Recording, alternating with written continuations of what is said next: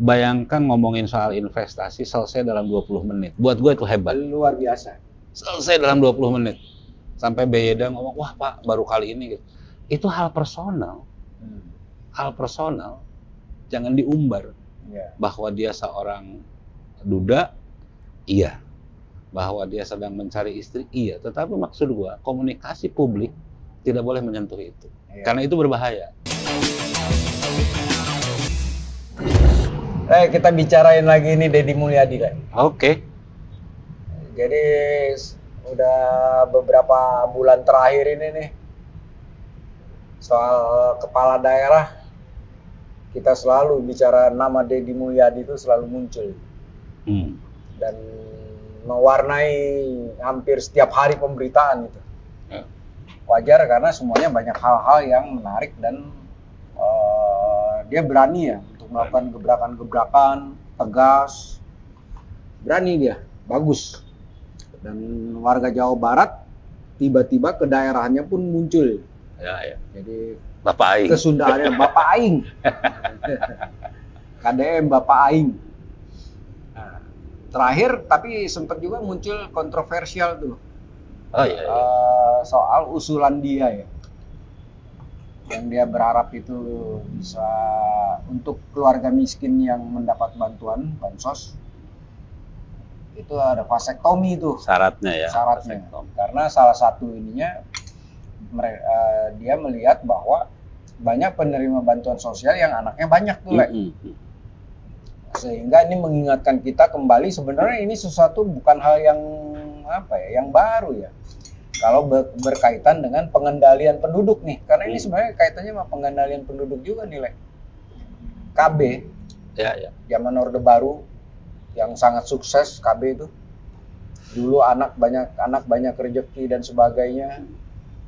Dan itu akhirnya kesini semakin dalam satu keluarga pernikahan itu paling punya anak 2 tuh paling banyak. Ya. Nah, jadi muncul lagi tuh itu. Yang kedua juga kontroversial juga dikaitkan misalnya dengan melakukan pendidikan anak-anak untuk anak-anak nakal. Artinya dididik di barak ala militer, dan ini banyak juga menginikan bahwa kok dikit-dikit militer katanya. Nah, jadi dengan lugas menjawab bahwa salah satu bukti suksesnya itu adalah kayak Taruna Nusantara tuh, yang dilatih secara militer ya. Dan memang di dunia bukan sesuatu hal yang baru soal mendidik mental, mendidik attitude itu melalui jalur seperti militer ya. Nah, yang lebih menarik lagi tiba-tiba tidak hanya pelajar, warga juga tuh. Dan ternyata antusiasmenya lumayan tuh, bahkan banyak juga diantara yang ini yang bergulir nih angkatan pertama yang tiba-tiba ada yang mau jadi taruna lah, apalah gitu. Tapi apapun menurut gue di tengah pro kontra ini wajar lah. Tidak ada yang satu kebijakan itu disukai oleh banyak orang. Semua orang. Gimana menurut lu, Le? Ya, gue lihat bulan-bulan ini ada bulannya Deddy ya. tidak ada istilahnya, tidak ada minggu, tidak ada hari tanpa Deddy. Karena memang kalau buat gue ngelihat pemimpin yang apa sih gitu kan, kalau pertanyaan kenapa ya orang Deddy menjadi fokus gitu. Karena buat gue masyarakat tuh rindu dengan action. Deddy itu kan setiap pergi datangnya action tuh. Sampah ya udah angkat aja sampah. Ketika adanya besok gimana, nggak usah mikir, angkat aja sekarang sampah dan seterusnya. Itu hal-hal yang sifatnya praktis gitu, dan orang kangen dengan itu. Tidak lagi diskusi wacana gitu ya, action. Eksekusi. Nah itu yang gue lihat di sini. Nah kemudian kontroversi, dan itu buat gue Deddy politisi sejati itu. Dia tidak takut dengan kontroversi kan. Dia akan masuk di wilayah itu dengan demikian menjadi pusat perhatian. Nah kalau kayak kasus Barak tuh, anak-anak siswa-siswa nakal kemudian dididik secara militer, kan kelihatan tuh gelombang itu. Ada anak yang gue lihat tuh di TikTok apa, yang anak kecil kalau bandel, dijemput lo sama Pak Deddy lo, langsung nangis takut gitu. Ada efek di situ tuh. Kalau ditanya kemudian dididik militer, nanti psikologi segala macam, menurut gue tuh nggak gitulah. Di militer juga nggak diajar nembak gitu, tapi diajar disiplin. Kemudian kalau di zaman kita lah dulu, ketika dilatih baris berbaris, bangun pagi, segala macam, itu bagian dari adab gitu kan. Itu kan bagian dari pendidikan yang menurut gua bagus kok. Gitu. Dan pasti itu juga tidak hanya sekadar baris berbaris, itu pasti ada soal attitude tuh. Iya, nah itu yang menurut gua hal-hal positif. Ketakutannya apa sih? Orang tuh kemudian takut ketika militerisme segala macam. Kemudian selalu orang kita tuh ngebedah antara sipil militer. Padahal kalau lihat sejarahnya, militer kita juga tidak ujuk-ujuk militer kok, lahir dari rakyat kok. Gitu. Dan yang kedua, Le, di Amerika itu sebagian besar presiden itu background militer loh. Oh iya. Sebagian besar. Bagian bukan besar. Sipil. Iya. Nah itu kalau buat gua, kembali ke keluarga segala macam. Iya, keluarga ini kedodoran ngadepin dengan teknologi sekarang. Orang, anak saya tinggal di rumah baik-baik saja. Iya, tapi pertanyaannya, lu ngelihat nggak anak itu handphonenya nonton apa? Iya. Nah, yang gitu-gitu kan pendidikan sekarang dengan teknologi maju itu harus dari luar jauh lebih kuat dibanding harus dari dalam. Nah, gua ngelihatnya tidak ada yang buruk dari kebijakan itu ya, soal itu. Yang kedua soal vasektomi. Ini memang berbenturan dengan agama. Vasektomi itu dalilnya haram tuh, karena mandul bahasanya memandulkan, mengendalikan secara permanen. Beda dengan kondom kan tidak permanen kan.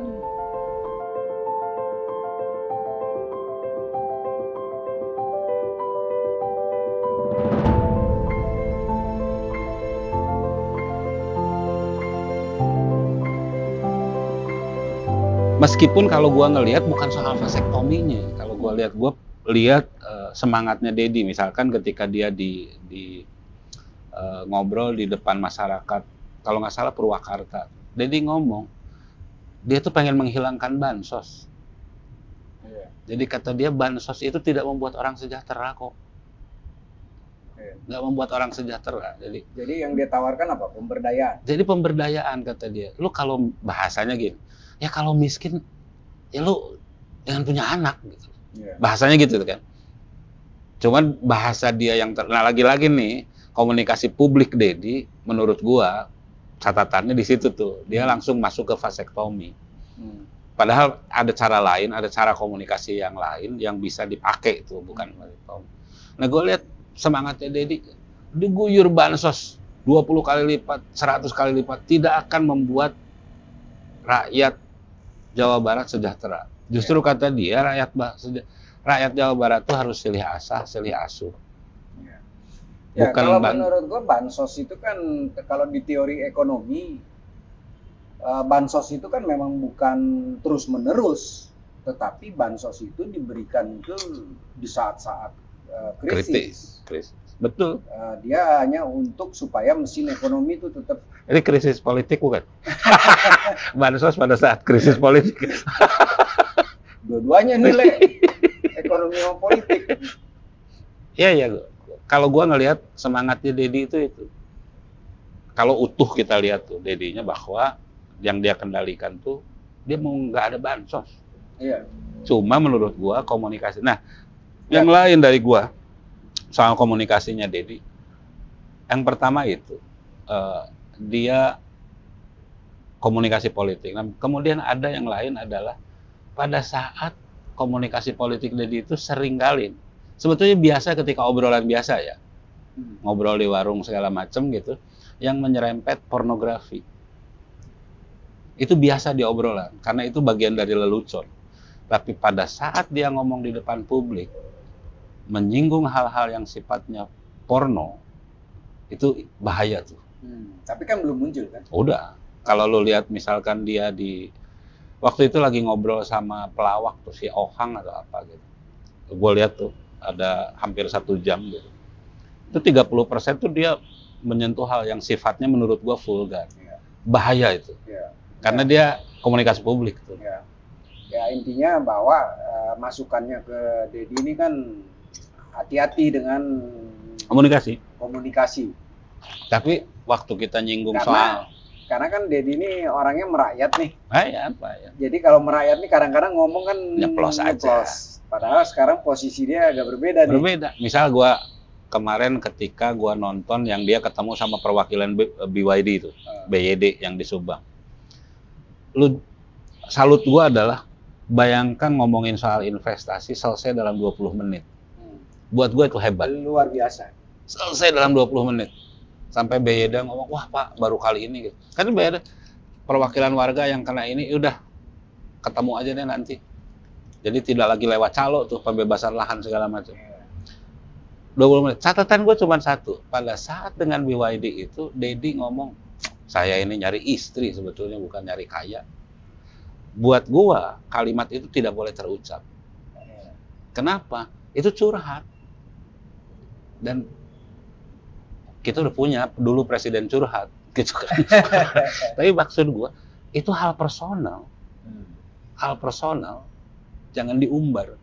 Bahwa dia seorang duda, iya.